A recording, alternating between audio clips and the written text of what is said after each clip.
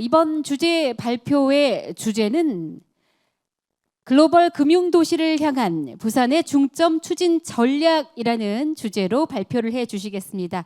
자, 발표해 주실 서정호 한국금융연구원 선임 연구위원님께 여러분 힘찬 박수 부탁드립니다.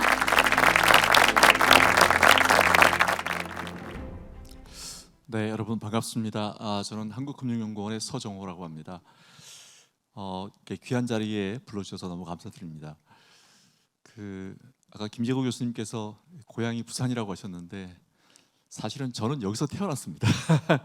아마 여기서부터 센텀시티 역 사이 어딘가에서 제가 태어난 것 같습니다. 그래서 한 16년을 살았습니다. 저도 부산에서.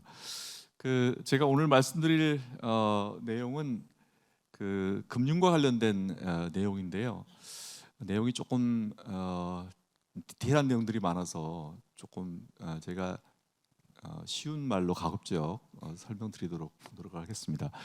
제가 말씀드리고자 하는 말씀의 순서는 우선 그동안에 이제 부산을 금융도시로 발전시키기 위해서 중앙정부와 부산시가 많은 노력을 해왔습니다. 그래서 그간의 성과를 한번 잠깐 뒤집어보고 그 다음에 작년 7월에 부산시와 부산발전연구원에서 부산 금융산업 육성계획이라는 아주 디테일한 그런 계획을 만들어서 발표를 했습니다. 그래서 그 내용도 간단하게 소개를 드리고 그리고 이어서 제가 생각하기에 사족이 될 수도 있을 것 같습니다만은 앞으로 글로벌 금융도시로 거듭나기 위해서 좀 중점적으로 저희가 추진해야 될 것들이 뭐가 있는지 한번 생각해보는 시간 갖도록 하겠습니다.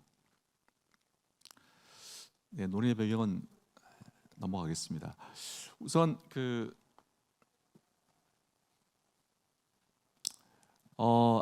김재국 교수님도 말씀을 하셨습니다만은 사실 부산의 금융도시화라는 어젠다는 2003년 12월에 노무현 정권 때 동북아 금융 허브 추진 전략이 발표되면서 이제 시작이 되었다 이렇게 볼 수가 있고요. 그 이후에 이제 정권이 지금 이제 4번 바뀌었습니다만은 그 이후에 법도 만들어지고 그다음에 이와 관련된 지원 센터도 만들어지고 그다음에 2009년 1월에는 이제 문현지구가 여의도와 더불어서 금융 중심지로 이제 지정이 되었고요. 이후에 이제 3년마다 이제 금융위원회에서 이걸 이제 실현하기 위한 기본 계획을 3년마다 만들어서 지금 하고 있고 작년에 제 6차 계획을 만들어서 지금 진행을 하고 있는 그런 상황입니다. 그래서 이게 6차 계획에 대한 내용인데 보시는 바와 같이 우선 추진 과제만 보신다면 디지털 기반의 이노베이션에 집중을 하자 하는 부분이 있고 그다음에 금융 인프라를 강화하는 부분들 그다음에 이제 자산 관리, 자산 운용 중심의 금융 중심지를 만들어 나가자 하는 우리가 잘하는 부분이 그게 아니겠느냐 이제 이런 생각이죠. 마지막으로 인바운드, 아웃바운드 우리나라에 들어오는 금융 회사들 우리가 해외 진출하고자 하는 우리나라의 금융 회사들이 좀 더 편하게 할 수 있도록 만들어주자 이런 내용이 주로 담겨 있습니다. 그러면 이제 그간의 성과는 어땠느냐? 아까 김 교수님께서도 말씀을 하셨습니다만은 애를 많이 썼다. 그러나 생각보다 성과가 그렇게 아주 크지는 않았다. 특히 지난 한 수년간, 그러니까 코로나 전후로 해서 그때부터 시작해서 본다면 그렇게 유의미한 큰 변화는 없지 않느냐 하는 것이 솔직한 저희 생각입니다. 우선 오른쪽 그림을 한번 보시면 오른쪽 그림은 국내에 들어와 있는 외국계 금융회사들의 숫자입니다. 가장 쉽게 우리가 생각해 볼 수 있는 저는 지표라고 생각이 드는데 국내에 들어와 있는 외국 회사의 숫자가 거의 변함이 없습니다. 보시는 바와 같이 한 170개 중심으로 해서 나가고 들어가는 회사들이 있기는 합니다만은 사실상 큰 변화가 없다 이렇게 볼 수가 있고요. 부산은 어땠느냐 보시면은 사실 부산은 2009년에 금융중심지 법이 만들어진 이후부터 본격적으로 시작했기 때문에 사실 역사가 길지 않습니다. 그래서 길면 20년, 짧으면 한 15년 정도 노력을 한 셈인데 그때에 비하면 물론 굉장히 큰 변화가 있었지만 그러나 일정 수준에 오른 이후에는 참 더 이상 나가기가 참 쉽지가 않더라. 왜냐하면 부산만 열심히 하는 게 아니거든요. 우리의 경쟁 도시들도 어마어마하게 많은 노력을 들이기 때문에 물론 이 GCFI라고 하는 지수가 뭐 아주 신뢰성이 높은 지수는 아닙니다. 뭐 서베이를 주로 많이 하고 있고 하기 때문에 그러나 뭐 대체할 만한 지수가 마땅히 없기 때문에 이제 많이 참고를 하게 있는데 보시면은 한 32 정도에서 오르락 내리락 하는 그런 모습을 꾸준히 보이고 있는 그런 상황입니다. 반면에 코로나19가 터지고 난 다음에 홍콩이 상당히 위축이 됐죠. 그래서 국가보안법이 시행되면서 홍콩의 많은 금융회사들이 싱가포르로 많이 이전을 했습니다.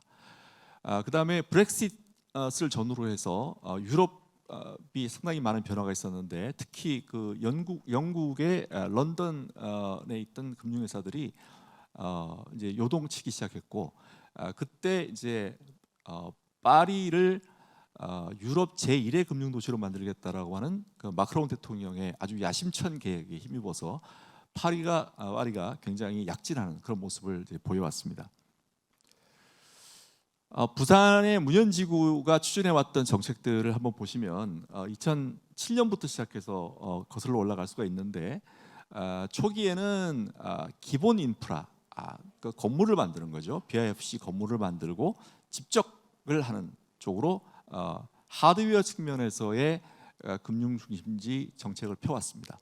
그러다가 2015년을 기점으로 해서 좀 더 소프트웨어적인 측면을 많이 보강을 했고요. 그 다음에 2019년 무렵부터는 주로 이제 디지털, 그 다음에 국제화 이런 부분에 좀 더 방점을 찍고 있지 않나 하는 그런 생각을 하게 됩니다. 뭐 자세한 내용은 한번 참고하시기 바랍니다. 그래서 이제 전반적으로 한번 평가를 내려본다면 인지도 측면은 굉장히 많은 개선이 있었다. 저는 그렇게 생각이 듭니다. 그러나 그럼에도 불구하고 여전히 우리가 생각하는 경쟁 도시들에 비하면 경쟁 도시라 하면 뭐 우리 인근의 홍콩, 싱가포르, 상하이, 베이징, 도쿄 이런 데 비하면 여전히 인지도는 그렇게 높지는 않다. 이렇게 볼 수가 있고요. 그다음에 인프라, 하드웨어적인 측면 굉장히 많이 좋아졌습니다. 그러나 여전히 그 법률, 회계 이런 어떤 그 금융을 둘러싼 여러 가지 그 환경적인 서비스들, 기타 부수적인 서비스들을 측면에서 봤을 때는 아직도 미진한 측면이 많다 이렇게 보고 있고요. 규제 조세 가장 민감한 부분인데 큰 진전이 없었다고 저는 생각을 하고 있습니다. 생활환경 뭐 단기간에 개선할 수 있는 부분은 아니죠. 장기적인 프로젝트고 인적 자원 공기업 이전했습니다만은 해외 자원은 여전히 부족하고 전문 인력 부족하고요. 실물 경제 여전히 기회 요인은 많이 있습니다만은 여전히 아직 그 취약한 상황을 보이고 있다 이렇게 볼 수 있겠습니다.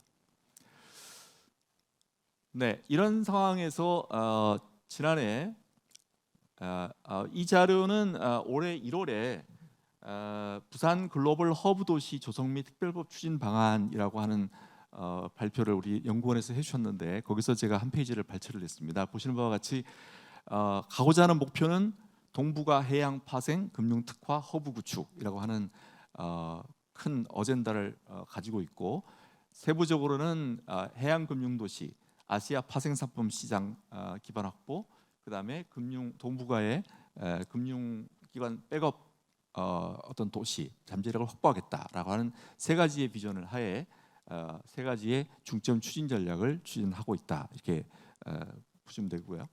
그다음에 이제 이 비전에 이제 초석이 됐던 게 작년 7월에 발표했던 부산 금융산업 육성 계획인데 뭐 이게 이제 추진 과제입니다만은 2번과 3번은 이제 4번은 기존에 해왔던 것들에 대한 좀 계승 차원이라고 저는 생각이 들고 좀 눈에 띄는 부분들은 이제 1번 중에서 데이터 센터 인프라를 확충하겠다. 그다음에 특구 모델을 추진하겠다. 이런 부분들은 눈에 아주 띄는 전략이 아닌가 생각이 들고요.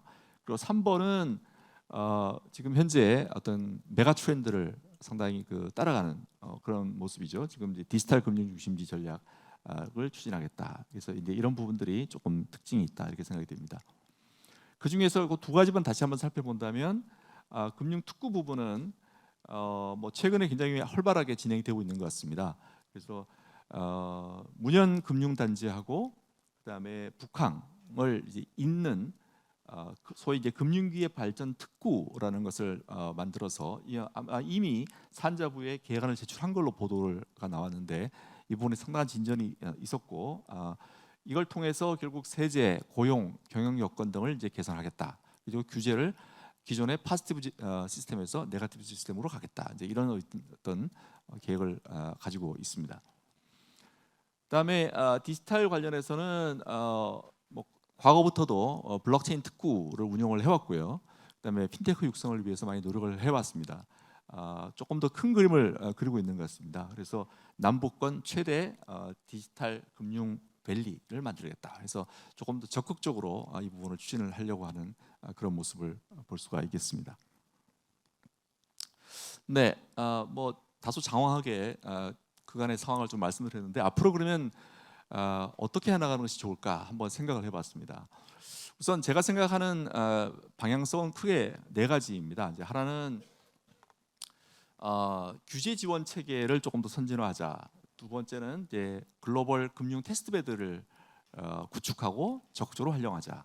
세 번째는 글로벌 네트워크 역량을 강화하자. 네 번째는 이 지역이 가지고 있는 여러 가지 기회 요인들을 10분 활용하자. 뭐 이런 내용입니다. 그래서 뭐 한마디로 말씀드린다 그러면 지금 트렌드, 글로벌 트렌드에 보다 좀 스피드 있게 대응을 해나가야 되지 않나 하는 것이 제 생각입니다. 우선 하나씩 살펴본다면 그 홍콩이나 싱가포르에서 일을 하고 있는 금융인들과 얘기를 나눠보면 왜 홍콩이나 싱가포르에서 근무를 하느냐? 물론 이제 이분들은 주로 한국계 분들인데라고 하면 아마 한 10분 중에 8, 9분들은 세금 얘기 반드시 합니다. 예. 개인적으로는 소득세, 회사는 법인세 얘기 반드시 합니다. 그게 넘버 원입니다. 언제나 가장 민감한 부분입니다. 그래서 사람을 모으려면 세금 문제가 해결이 되지 않으면 사람을 모을 수가 없습니다. 예. 그래서 그 부분이 이제 가장 중요하다 저는 이렇게 생각이 들고요. 금융 특구를 추진을 한다면 물론 이제 특구를 추진한다고 해서 반드시 이 모든 세금 문제가 해결되는 건 아니기 때문에 사실 핵심은 이 세제를 어떤 식으로 우리가 좀 그 프렌들리하게 가져가느냐가 핵심이라고 저는 생각이 드는데 핀테크에도 저는 거의 같은 정도의 세제 혜택이 주어져야 된다. 금융사뿐만 아니라 왜냐하면 잘 아시는 바와 같이 지금 IT와 금융은 상당히 많이 혼재되어 있고 같이 가고 있습니다. 그래서 이 핀테크와 테크 기업이 금융에 들어오는 부분, 금융 기업이 테크로 가는 부분들이 사람 많이 같이 이렇게 교집합이 크기 때문에 그래서 우리가 빅 블러라는 말도 쓰고 있습니다. 블러 한다는 말이 블러리 하면은 우리가 흐리다는 말이잖아요. 그러니까 경계 자체가 아예 흐려지고 있는 세상이기 때문에 핀테크 따로, 금융 따로 이렇게 가는 거는 좀 아닌 것 같다 하는 거죠. 그래서 핀테크에 대해서도 우리가 과감한 세제 혜택을 줄 수 있도록 해야 되겠다 하는 겁니다. 그 다음에 또 하나 측면은 뭐냐면 싱가포르 오늘 얘기가 많이 나왔는데 싱가포르를 보니까 싱가포르에는 이제 마스라고 하는 기관이 있습니다. 여기가 이제 우리로 말하면 한국은행과 금융감독원을 이제 합쳐놓은 금융위 합쳐놓은 이제 기관인데 이 기관에서 핀테크를 지원하는 걸 봤더니 굉장히 촘촘하게 지원을 하더라는 거죠. 그래서 이게 핀테크가 초기 스타트업부터 시작해서 완전히 성장 기업이 될 때까지 라이프 사이클별로 굉장히 촘촘한 지원책을 가지고 있더라 하는 겁니다. 그래서 이게 우리가 돈을 집행하는 데 있어서도 그 기업이 처한 상황에 맞춰서 아주 촘촘하게 지원할 수 있는 그런 시스템을 만들어줘야 되겠다 하는 겁니다. 그 다음에 제가 여기 두바이 사례를 하나 가지고 왔습니다. 이게 제가 코로나 터지기 직전이긴 합니다만 두바이를 한번 가봤을 때 굉장히 인상적이었습니다. 우리가 아까 그 연구원에서도 부원장님께서 발표하실 때 혁신 도시로서의 사례 두바이를 드셨는데 두바이에는 우리로 말하면 BIFC와 같은 그런 그 DIFC라고 하는 건물이 있습니다. 그 건물은 이제 그 안에는 일종의 규제 프리존, 프리존이라고 할 수는 없지만 세금은 일단 없습니다. 세금은 없고 규제도 굉장히 약합니다. 아시는 바와 같이 두바이는 중동의 물류, 무역의 중심지라고 볼 수가 있죠. 정말 인간이 어떻게 이런 사막 가운데서 이런 도시를 만들 수 있나 할 정도로 깜짝 놀랄 만한 그런 도시인데 여기 이러한 여러 가지 실물 배경이 있는 거죠.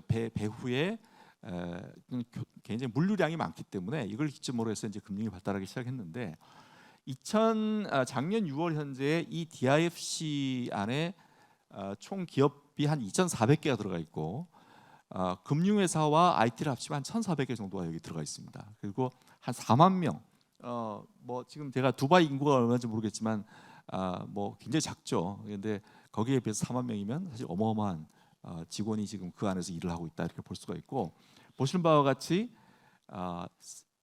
인가 회사를 설립을 하거나 그다음에 본국에 송금하거나 이런 자가 굉장히 간소합니다. 그래서 돈을 잘 보낼 수 있어야지 돈을 가지고 들어올 수밖에 없거든요. 그래서 그런 문제 보장이 돼 있고 그다음에 아예 이슬람법을 따르지 않습니다. DIFC 안에서는 거기는 영국의 커머셜 로를 따르고 있습니다. 그래서 그 안에 아예 법원이 있습니다.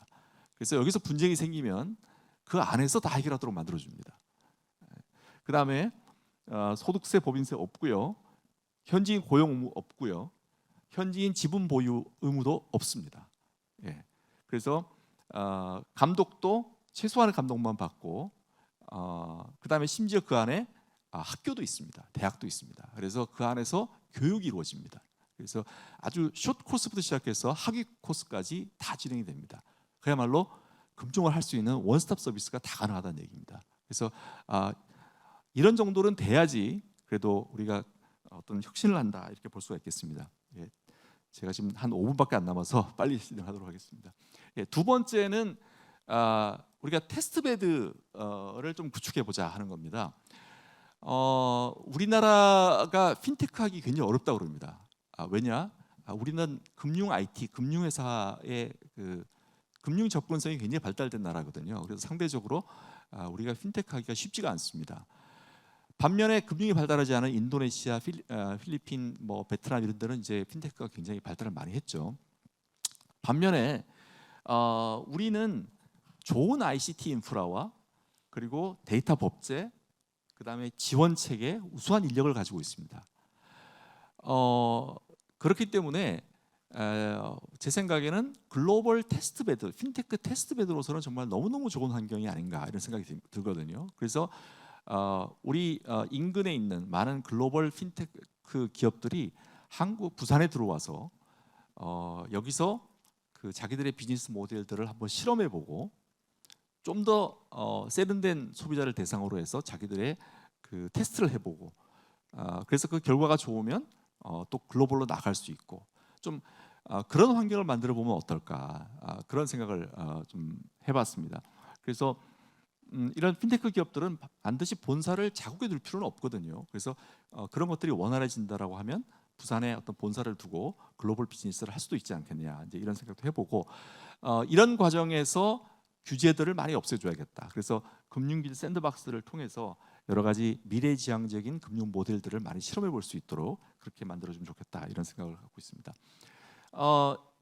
이 테스트베드와 관련해서 이건 조금 다른 얘기긴 합니다만 R&D 센터, 금융의 R&D 센터를 우리가 데이터 센터 말씀을 하셨는데 R&D 센터를 한번 부산에 유치해 보는 거 어떤가 이런 생각이 듭니다. 여기는 어디냐면 아일랜드의 수도 더블린입니다. 그래서 2022년에 마스터카드가 테크놀로지 허브라는 거를 아일랜드 더블린에 오픈을 했습니다. 당시에 975명으로 시작했는데 지금 현재 2,000명까지 확대가 되어 있습니다. 그래서 여기는 지급 결제와 관련된 보안, 그 다음에 각종 새로운 테크놀로지를 여기서 개발하고 실험하고 있습니다.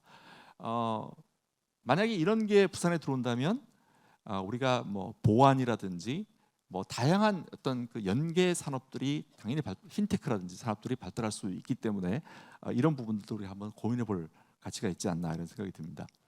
세 번째는 이제 네트워크를 좀 강화하자는 겁니다. 지금까지 우리가 전통적인 금융 허브 이렇게 얘기하면 몇 가지 조건이 있습니다. 첫째, 배후 경제가 튼튼해야 됩니다. 홍콩, 메인랜드 차이나가 있습니다. 미국, 뉴욕, 미국이라는 게 있습니다. 영국, 유럽 대륙이 있습니다. 실물 경제가 탄탄합니다. 두 번째, 선진화된 금융 관련 법제도가 완비되어 있습니다. 세 번째, 영어를 잘 씁니다. 그리고 생활 환경이 좋습니다. 자, 우리는 참 여기에 대하면 열악한 상황이죠. 그런데 문제는 코비드 19이 일어나면서 이 프레임이 흔들리고 있습니다. 그래서 뉴욕에서 런던에서 금융회사들이 빠져나가고 있어요. 어디로 가느냐? 텍사스, 플로리다로 갑니다.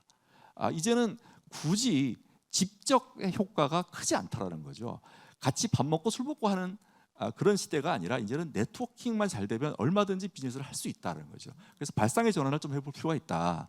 굳이 우리가 많이 모으는 것 물론 중요합니다. 중요하지 않다는 건 아닙니다.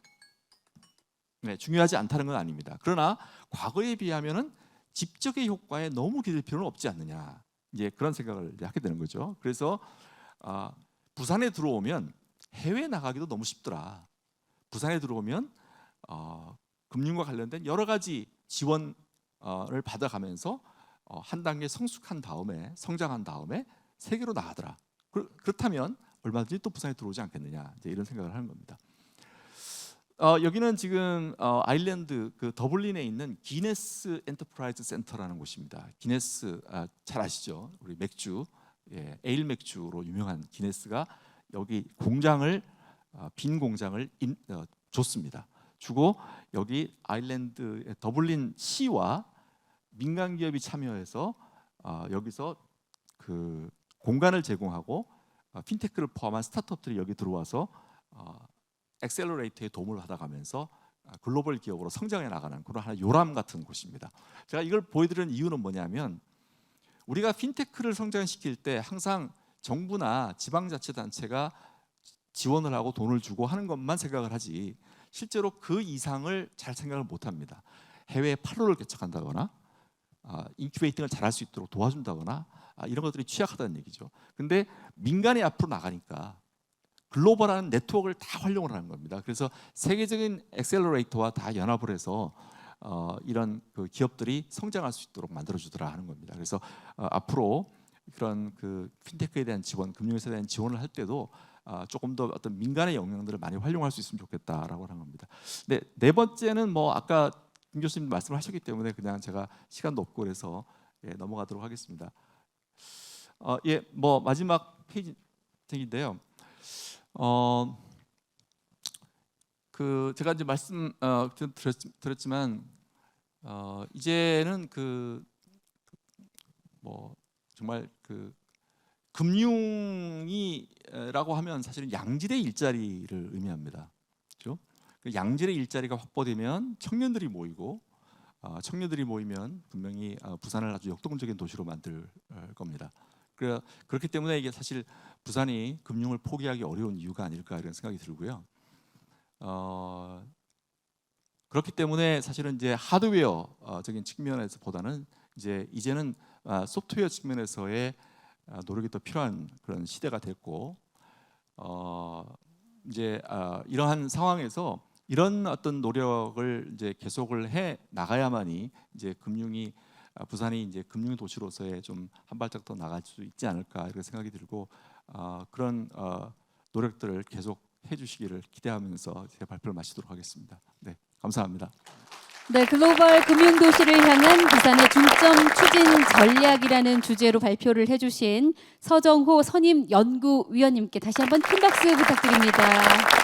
네, 이렇게 해서 기조 발제에 이어서 열띤 주제 발표까지 수고해 주신 세 분께 다시 한번 진심으로 감사드립니다.